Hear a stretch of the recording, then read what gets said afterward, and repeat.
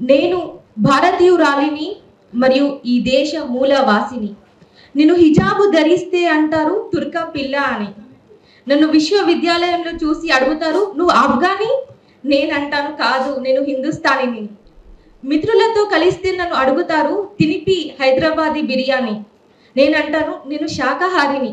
నన్ను ఒక్క చూపు చూసి అంటారు, అయితే నువ్వు ముస్లిం బ్రాహ్మణివి. వేరే మతం వాళ్ళతో ఇట్టే కలిసిపోతాను, వాళ్ళ భాష యాసతోని. ఎందుకంటే చిన్నతనం నుంచే అందరితో కలిసి మెలిసి పెరిగిన దానిని. ఈ రోజుల్లో బాధగా అనిపిస్తుంది, ఎందుకంటే నేను హిందువుని, ముస్లిముని, క్రైస్తవుని అని చెప్పుకునే స్థాయికి మన దేశం దిగజారిపోతుంది అని. మిత్రమా, భారతదేశం నీది నాది కాదు, ఇది మన అందరిది. నేను భారతీయురాలుని మరియు ఈ దేశ మూలవాసిని.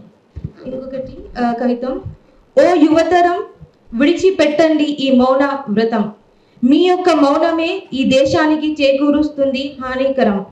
క్షణంలో కోల్పోతున్న ప్రాణం, ఇక ఆపుదాం ఈ రణఘోరం. మత విద్వేషాన్ని అంతం చేద్దాం, ప్రపంచ వ్యాప్తంగా చాటి చెప్పుదాం మన జాతీయ గీతం.